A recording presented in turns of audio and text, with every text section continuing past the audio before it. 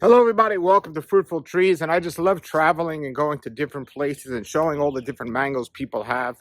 I sometimes go to backyards and I sometimes go to fruit farms. I go to mango orchards and all these other places. Today, I'm at a very interesting place. I am at Alex from Tropical Acres, not his amazing farm that has 300 varieties of mangoes, but I am at his backyard at his own personal house. And why it's so cool is because you're going to see what he's growing in his own backyard. And he has selected the best of the best varieties for his own personal backyard. And I'm so glad that I got access to it so I could film it and show you. If you're thinking of growing a mango trees, all of the mangoes that he mentions in this video are excellent varieties to grow. And I actually have all of them except one variety in his yard. And such a great video and such great information about his planting strategies and what he recommends, and for his goal, how he does it. So I want everybody to click on a link below if you're looking for mangoes. Mango season is starting really soon, depending when you're watching this video. And you can go out there and taste all these different varieties at his farm, at Tropical Acres Farms. The link is below. You could buy a tree, a mango tree, or get a graft wood anytime that they're available at Tropical Acres Farms. All of that is at his website below. But here we are today. We're going to go to his backyard and check out and see what he's growing in his own personal house. So here he goes. All right, everybody, here we are at an amazing backyard. And I go to a lot of people's backyards that are personal property of this average person, but this is Alex from Tropical Acres Farms, and he owns a mango grove.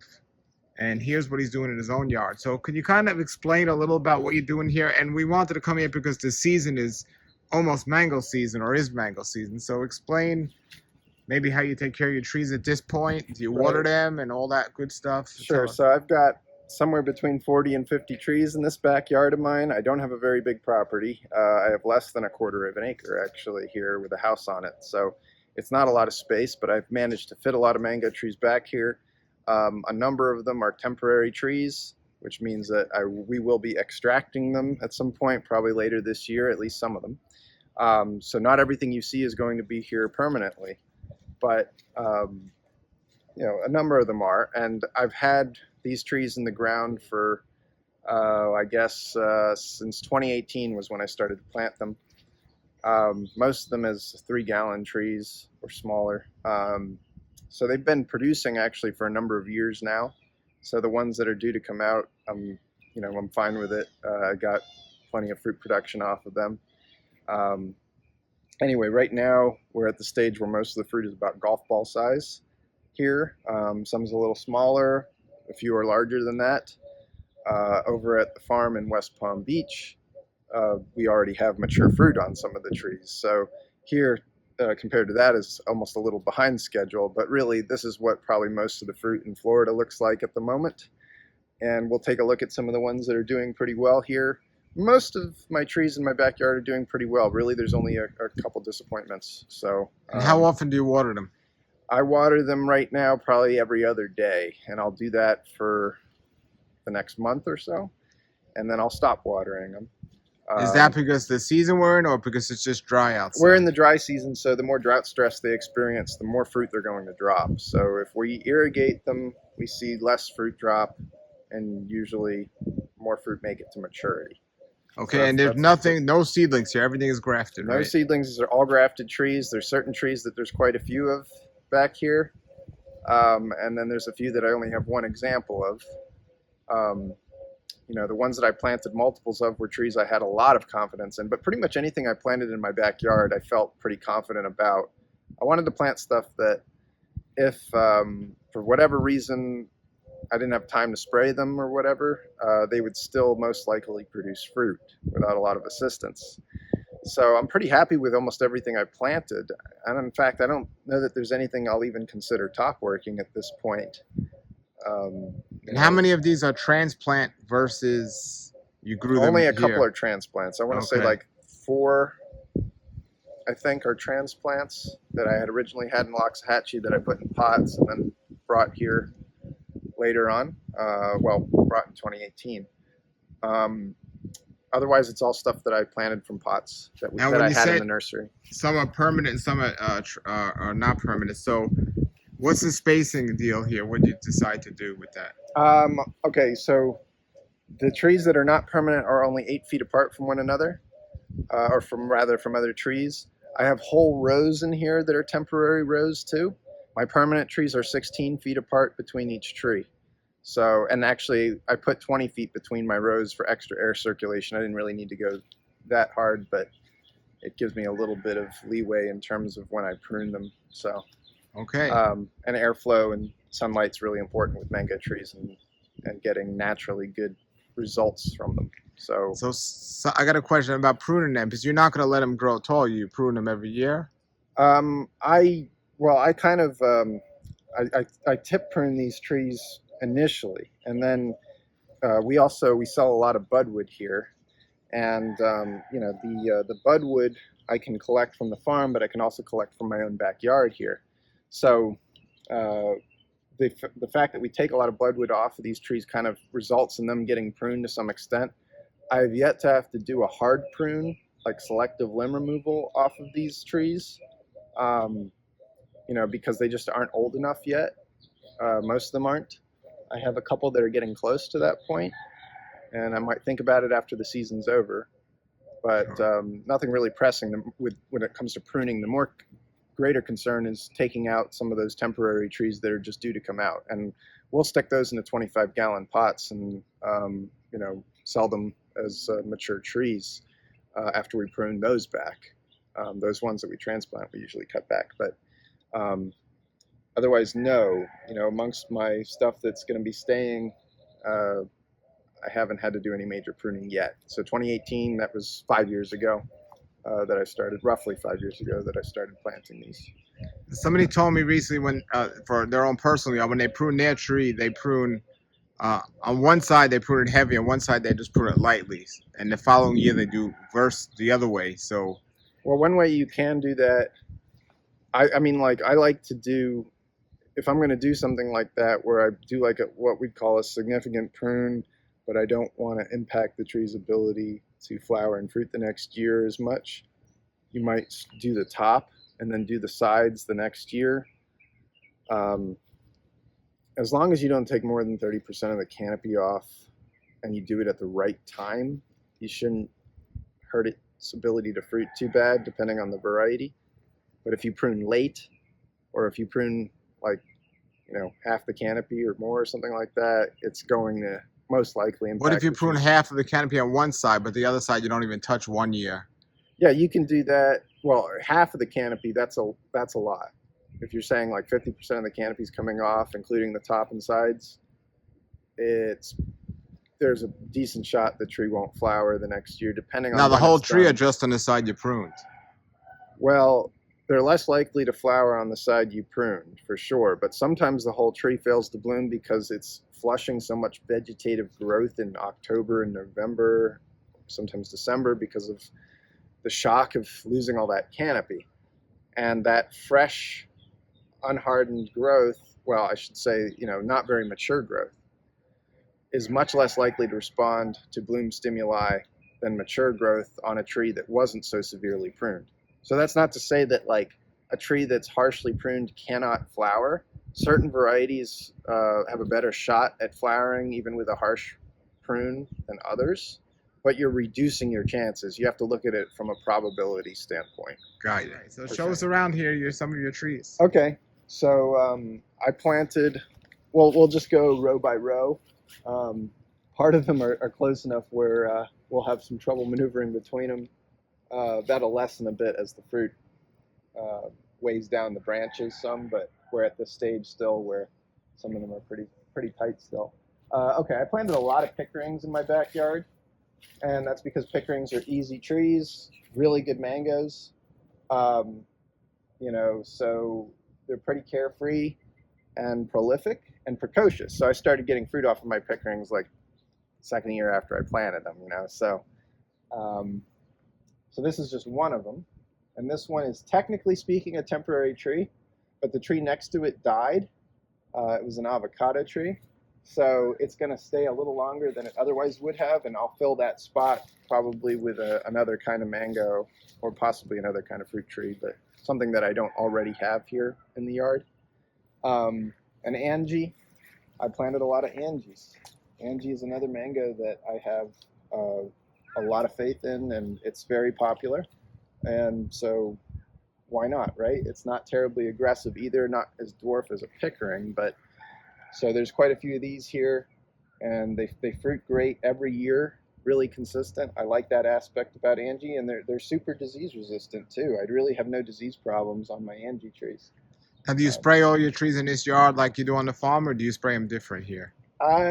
Not as frequently as the ones on the farm, only because I don't have as much opportunity to, but I definitely, they're part of my foliar program, if you will. So yes, but they're probably due for a nutritional application or something. So I'd have to look at my calendar and see. But at least we're at the point where I'm pretty confident that I'm going to end up with a good crop on them, regardless of whether I spray anymore or not. Right next to this Angie is a Carla. So this is a variety that not too many people are growing yet. So the Angie's a temporary tree, and it's going to actually come out after this season's over. But this Carla is a permanent tree, and this is one of those trees that's getting close to the point where I am going to have to prune it back some. At this point, it's about 12 feet tall or so, give or take. But I love this mango. It's one of my favorite late season mangoes that came out of Gary Zill's breeding project. So we have one at the farm, and I've got this one here too. Most people that try this mango are pretty fond of it. It gets really nice size.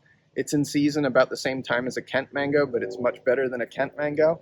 So I'm trying to get people to be introduced to this variety. We've grafted a decent number for people, but we could certainly produce more of them. The only drawback I've had with this mango, because it's an excellent tasting fruit, it's been pretty disease resistant. I haven't had really any major disease problems with it. The downside is it's vigorous. You can tell it's a more vigorous tree than its neighbors over here. So you need some yard space if you're going to want to grow this thing here in South Florida. In California, it might not matter as much, but here, I think it does. So, you have to be able to give this thing some breathing room between it and other trees or structures or something like that if you're going to grow it. But otherwise, really impressed with Carla mango. I'm very happy I planted this one in my yard. Yeah, I got one of those. Yeah. Excited. Okay. So here is one of my orange sherbet trees. Orange sherbet. So yes. Orange sherbet, one of my favorite mangoes. You can see this is much less vigorous than that Carla is. So this tree has fruited pretty well the last several years. It's got a little more fruit on this side of the canopy here. Now it looks more like it's growing like a bush than a tree on this. Yeah, it's not a terribly vigorous tree. And on top of that, I've had to take a lot of budwood off of it because we get a lot of budwood orders for it, and I've had to produce a lot of the trees as well. So that has an impact as well. But it definitely is not terribly aggressive growing. It's more of a spreading habit, kind of compact. So I like that element of it. And the mango is just incredibly good. So very happy with the performance of this tree. Is that a permanent one? Yeah, this orange sherbet is a permanent tree. So it's going to be staying here. The tree next to it's another Angie. Now this is a mango that I like quite a bit that I don't see getting much attention. This is called Edgar. So this was from Gary Zill's breeding project. It was named Edgar because there was a little bit of confusion when this seedling was selected in terms of its row planting number. And I think in Gary's notes, they originally thought that it was a Edward Gary cross. And it's most likely not an Edward Gary cross. It's most likely a seedling of Zill 80 mango, which we did a video about last year. And its flavor is more in that realm, I would say. So, it certainly visually is similar, in terms of the shape of the fruit and stuff like that. And the season's a little on the later side. It's a mid to late season mango, I guess. So that's the speculation that it's most likely a Zill 80 seedling. So it's like a classic subacid flavored mango, pretty productive, medium-sized fruit, gets very nice color, and very firm flesh. And most people that try it enjoy it. So this mango's done well for me the last couple of years. It's fruited each of the last 2 years, I guess, and it's going to have a nice crop this year too. And so this is also a permanent tree. I like it so much. I have one. Oh, you Yeah. haven't had it. Yes. Okay, yeah. Yes. Well, It's nice. it's gonna have plenty of fruit. So Yes. We'll have to do a tasting on this one. Now this is a Neelam. Neelam. It is a temporary tree, and this one didn't flower that great. Not as well as the one at the farm did, at least. But it's still gonna have mangoes. They're just kind of clustered up in different parts of the canopy. Always sets fruit really well, though. Now, my tree, they didn't ripen evenly. Is that a common trait of Neelam? Yeah, usually what happens, well, yeah, it can happen. A lot of times people will pick Neelam prematurely because it hangs so late here. I've harvested Neelams as late as October before. And of course, if they're picked immaturely, they're not going to ripen evenly a lot of the time or properly. But I've had some that just ripened unevenly, if you will, even when they were tree ripened. Most of the time, I don't have ripening issues with Neelam. But when there's a lot of rainfall sometimes at that point in the year, it can negatively impact Neelam's flavor. So Neelam, when it's nice and dry, decent mango, and very productive and disease resistant, and not too aggressive of a tree.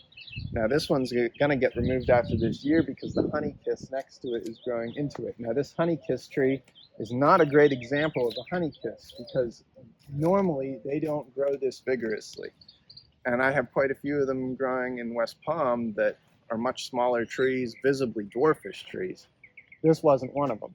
And I'm going to say about maybe 1 in 5 honeykiss trees behaves like this. Oh, Something wow. like that. 1 in 5, 1 in 6, and then the rest of them are dwarf. And the only Interesting. explanation I have for it is it's possibly that the rootstock has an impact on this tree, and you know, not all turpentine come true from seed, you know. So it could be the off types make them grow a little more aggressively than they typically would. So this side of the tree is where most of the fruit is. And this tree had a really huge crop last year. It's going to have a lighter crop this year, I think, but it's still going to end up with lots of mangoes. So honeykiss is a smaller fruit, has kind of what we'll call a classic mango flavor, and it's an enjoyable mango. It's not like elite top tier, but it's a steady producer for me and does not have any issues with bacterial black spot. I've never had any anthracnose problems with it here. I've been told in certain areas that are more humid it can get anthracnose, but haven't had that problem here. And I really have had no powdery mildew issues with it either. So I'm pretty happy with the tree. I just wish this specimen grew a little bit more like, you know, typical honeykiss trees would, which would be a little smaller, or actually a lot smaller than this one. So, okay, let's take a look at a few Any more. difference with the fruit in terms of size of the fruit on What's this, that? on this particular tree? When you have the 1 in 5, even though the tree's bigger, are the fruit any different size? No, Or not they're the same necessarily? size. I've Okay. never noticed any difference in how big the fruit get based on the size of a honeykiss being Okay. larger or whatever. So Now, do any of your neighbors ever see your fruits and they say, "Oh, can we have a mango tree or something?" Or because I see they have avocados. yeah, I've seen people back here, but I actually have never talked to them before. And actually, it's so infrequent. I mean, like maybe once a year I see anybody back here. I think they mostly use it to store their stuff. So Got you.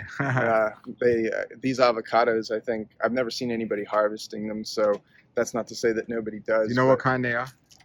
Yeah, one of them's a Lula, and one of them is probably a Simmons. So they might even have 2 Lula trees back there.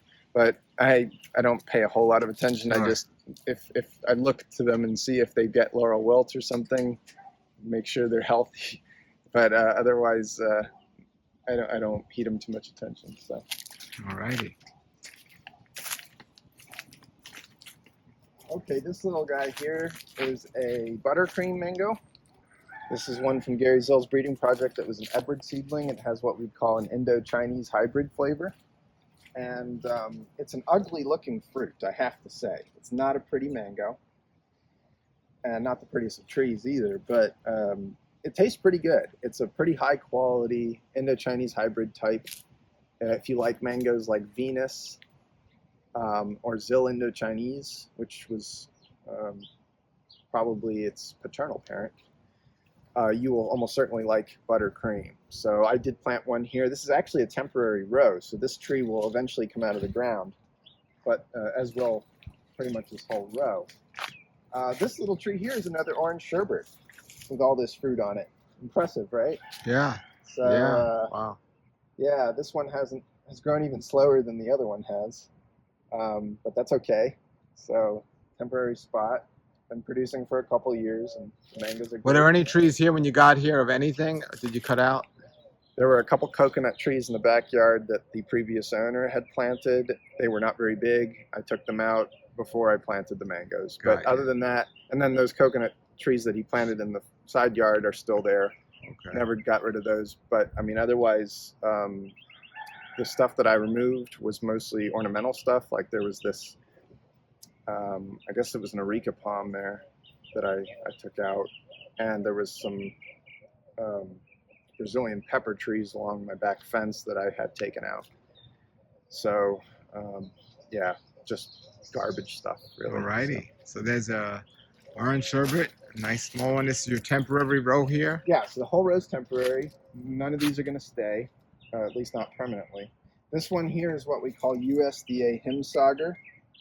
And we call it that because this is what the USDA has called Himsager, but we don't think is the real Himsager of West Bengal or Bangladesh. It is a very good mango, though, whatever it happens to be. We have a couple of them at the farm in West Palm, too. I probably should have more of them, honestly, because it's a very good quality late season mango. And it's got kind of a spreading low growth habit, too. So I like the growth habit on this tree, and I probably should pay more attention to it and talk about it more honestly. But this one doesn't have too much. It's got some fruit on the bottom of the canopy here. It was a little nutritionally unhealthy, but it has bounced back. So it will hopefully bear larger crops in the future for what time it has left on this row. Another Angie, this is a Pickering here. You have another Angie, another Pickering. Yeah. And he's taking off these that are, Yeah, like these they are won't fruit, these are fruit so- that are just going to fall off anyway. So I just take those off because they're really not doing us any favors by sticking around on the tree. So I just take them off as I see them. Okay, this is where we're starting to get cramped. So this tree here that's flowering again is a sugarloaf, and it's got some nice clusters of fruit on it. But it decided that it did not fruit well enough, so it's flowering again.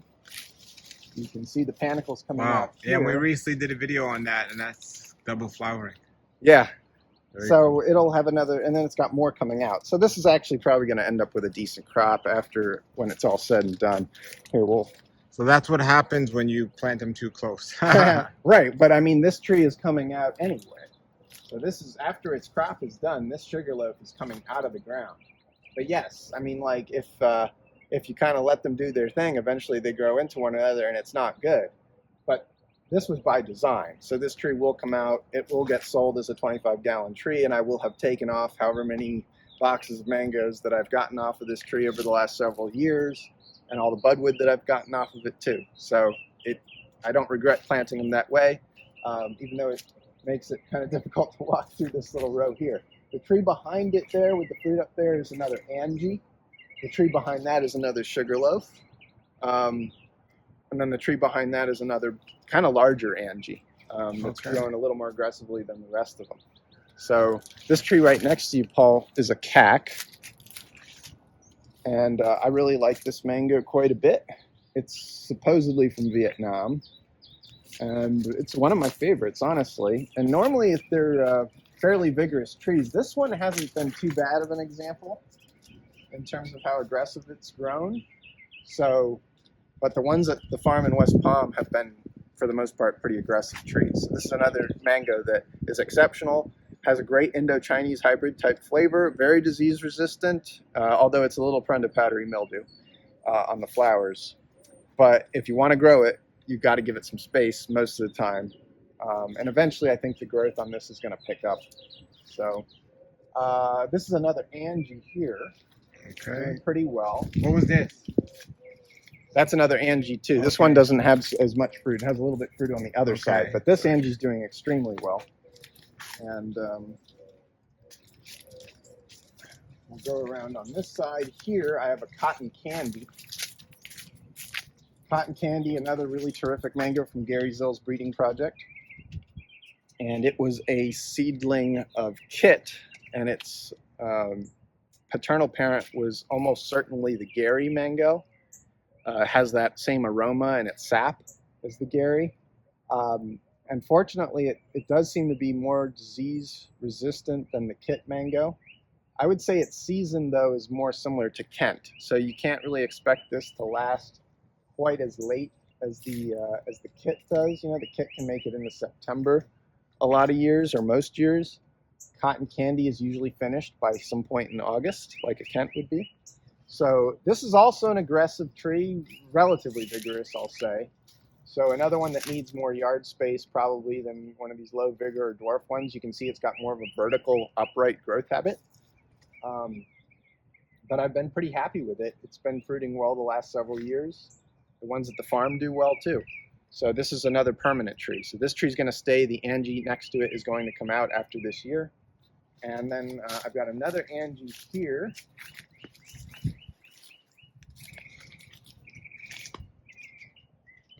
So this Angie's got a lot of fruit. You can kind of see why I had a lot of confidence in these. Now, is there any difference between the Angie over there that was planted at the same time that has very little fruit versus this one has a lot? The one that doesn't have much has a little bit of iron and manganese deficiency going on, so it's not optimally healthy. Other than that, it just didn't flower as well as this one. But how did that get deficient in this one a couple of trees over, didn't it? It's just a localized situation in the soil right in Okay. that spot, and sometimes they outgrow that anyway. And then sometimes we treat it and give it, you know, the nutrients it needs to be a little healthier, and they recover. So, yeah, it just depends. But this one's doing really well. This was a larger tree when I planted it. I remember that, which is part of the reason why it's so big compared to the other Angies. It was probably more like a 7-gallon tree when I planted it. It wasn't in a 7-gallon pot, but it was like a very large 3-gallon that I had compared to the other ones. So this tree, honestly, it's about ready to be removed. So this is probably its last season, and I'll have to hack it back considerably before taking it out. But it's done very well. This tree right here is another sugarloaf. So this one has a few fruit on it, not a ton. It made a little too many male flowers, but I'm at least going to get some fruit off of it. Now this is a permanent one, so this tree is going to stay in the ground. This is another Pickering. You're going to hear me say that a lot. So that's another temporary row here. Yeah, this whole row Pickering. is temporary. So some of these will come out this year and some of them won't. This is another sugarloaf here. Okay. Another Angie. This is a sugarloaf that did nothing. There's no fruit on this sugarloaf, but Wow. It's not a very big tree, so it's not a huge deal. I'll just use it for budwood this year, I guess. Here we have another Angie. It's got a lot of fruit on it.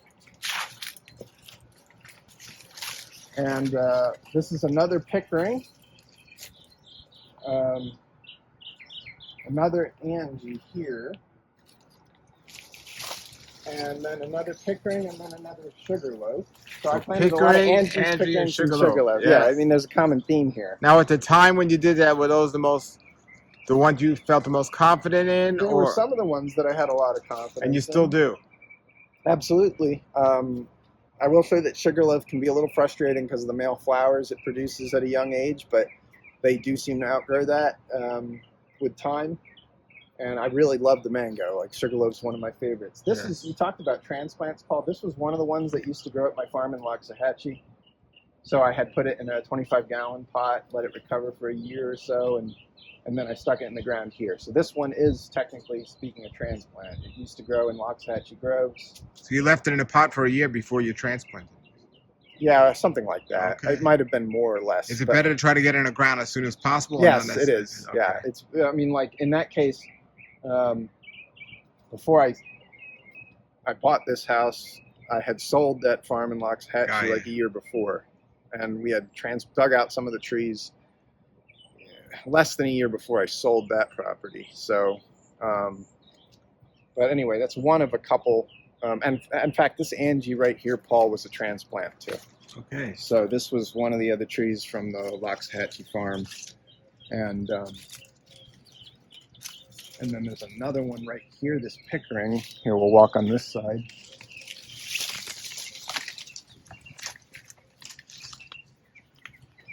So this Pickering here was a transplant from Loxahatchee as well. Okay. And it's roughly the same size as the other one. So. What do you got behind there? Another. Okay, so this is an Angie. Behind this one. No, that's a Pickering. This is a Pickering. This one here is an Angie. An and then behind you is the M4. Yeah, we did a video on this tree last year. M4. So the M4 has a lot of fruit on it. Always a good producer. And one of my favorite mangoes, and to me, probably the best late season mango there is.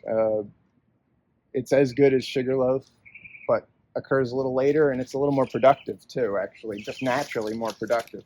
Makes more female flowers than Sugarloaf does. So let's see. This is another Pickering. This is a Saint Talone, or guava as it's also known, and actually has a pretty good crop on it. This tree is a little more vigorous than the others on this row. But I like the mango personally, and there's pretty good demand for its budwood and fruit. So I'm looking forward to tasting that this year. That's one of the only ones you mentioned that I don't you haven't had tasting. that one yet. Okay. I have a tree though. Oh, okay. Well, this one's got plenty, and we've got plenty on at least one of them at the farm in West Palm. Nice. So, and it's also pretty disease resistant. I've never really had any problems with it. Doesn't seem to get bacterial black spot. It's really resistant to anthracnose, which I guess is why they grow it commercially over there in Burma. Over there, they call this the diamond solitaire mango, in addition to being called Saint Talone. And then there's a pretty good chance, I think, at this point, that it's the same mango as a mango in southern India called Prior. And if you look at photographs, you'll see what I mean. And I believe that mango is polyembryonic, so that's another indication that it might be the same variety. So it's probably being grown commercially in multiple countries. But it was also called, what was it called? Oh, yes. So its real name is Saint Talone. Yeah. In Burma, or Myanmar, I'm sorry. There was a mango tree growing in Jupiter a long time ago that Walter Zill was made aware of, that he was told was super good, and he went and got budwood from it, and they had no idea what that tree was. So eventually they gave it the name guava, and that tree got cut down, but Walter top worked some stuff at his place into that variety. And so it got propagated in the nursery trade under the name guava, and it took some years before it was discovered what its true identity was. And now we're 99% sure that it's the same mango as Saint Talone. But over in southern India, they've got a mango, like I was saying, they call it Prior, or Prior. I'm not sure how it's pronounced. And I don't remember which state they grow it in. I'm not sure if it's in Kerala or one of the other southern Indian states, but I think that's probably the same mango as Saint Talone as well, if you look at photographs. Okay, another Pickering. Behind the Pickering is my most disappointing tree this year in my yard. That white Piri there has very little fruit on it. In the back and inside the canopy, there's some clusters of mangoes, but otherwise that tree is a disappointment relative to everything else, especially relative to this Pickering that's next to it. I think the white Piris at the farm aren't having a great year either. I mean, they've got fruit on them, but I have higher expectations of those. And that white Piri's been a little aggressive too compared to how they normally grow. They're normally relatively slow growers. Like I said, this was stuff that I had faith would fruit well even without much spraying or whatever in this location. But I searched your whole list of mangoes on your website diligently to find out the ones that'll grow the best with disease resistance and that you liked. And that's before I really knew you, I picked those trees, and it so happens Yeah, I mean, you know, very I good. practice what I preach, It's I a guess great, you might it's a say. great So, list. Yeah. yeah, I mean, I'm very happy with what I planted back here. Really, I mean, if I could do it all over again, I don't think I would have necessarily done anything differently, other than I probably would have held a spot for a Sessi Love tree.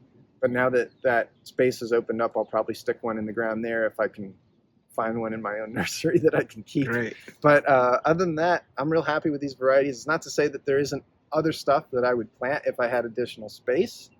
I have a little space in the side yards, and I have space in the front yard should I ever get rid of a relatively large black olive that's growing there.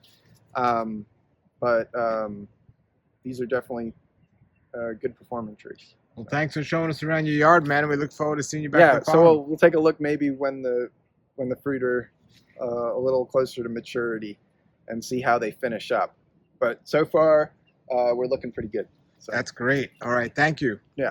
I just love visiting people that are growing mangoes, but when you're in the presence of a man who has a farm with 300 varieties of mangoes, and you get to see exactly the varieties of those 300 that he decided to pick in his own backyard, and on top of that, he shared so much more information, it's just so cool. And Alex is just so generous and giving so much information out about how he does it, what he suggests, and what he's recommend. So everybody support him, buy a tree from him. Definitely try these mangoes out. Make a list of all those mangoes that we mentioned. And this year when his farm opens, make it a goal to try every one of those mangoes that he mentioned, because they're all excellent. Excellent. And don't stop there. Go way and beyond and test out all the other ones as well. Tropical Acres Farms. Click on the link below and check that out. If you like this video and you'd like more videos like it, please subscribe, like, and share this with somebody else. And if you have a yard and you're growing fruit trees, it doesn't have to be mangoes, it could be any different types of fruits, and you'd like me to come and film, I am located in Southeast Florida, so that's the area I definitely can come visit. But even if you're far away, even around the world, I could do it via Zoom or something like that. So please let me know if you'd be interested in me filming you and featuring you on the Fruitful Tree YouTube channel here. Thank you, Alex, so much for letting us in your yard and seeing your trees. Until then, everybody, have a great day and keep growing.